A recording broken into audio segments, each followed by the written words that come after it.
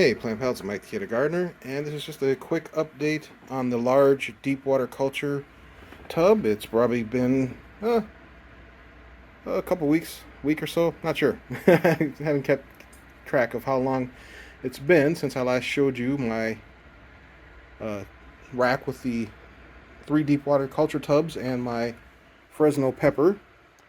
I'm going to have to come in here and do a lot of cleanup because some of these leaves are from this one are overlapping. This is a tomato leaf, not a Fresno leaf, and I want to be able to not have it block the light from things like this. There's a big Fresno pepper growing. There's like 6 of them on here. So I'm gonna come down here, do a cleanup. There's some hanging in the back there.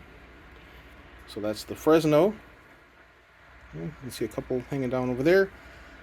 And this is the heirloom, the AeroGarden heirloom cherry tomato that's in a tub. It's already kind of touching the max height of the light, so this is not a small variety, even though it's supposed to be. And you can see there's little buds forming all over. And I need to come in here and do a cleanup on all the lower branches so that I can get good airflow. And I might even clip a fan, an USB fan to the rack so that it'll constantly blow air over everything. Keep the air circulating. So that's doing nice and healthy.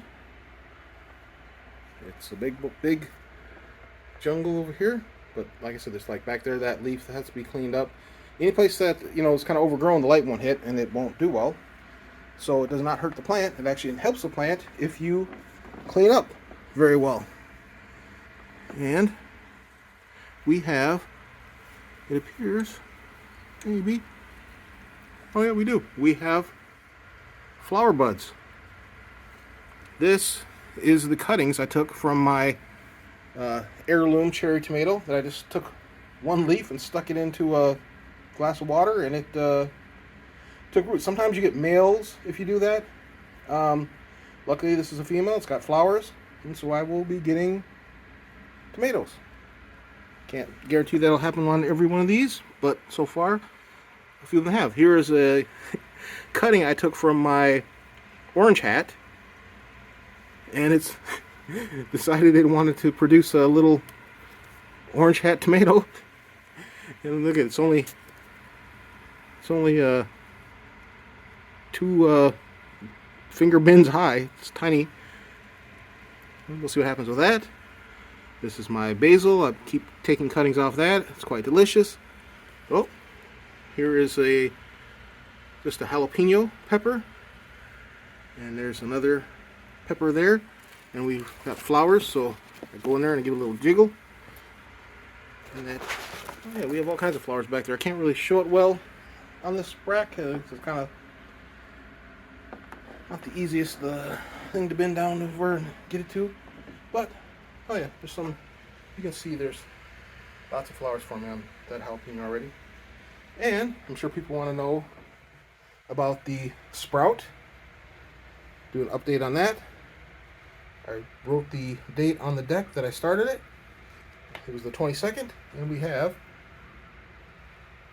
nice black basil. It's supposed to be like a purple basil, I believe it is, but it's looking pretty dark right now, but I'm sure it'll lighten up eventually.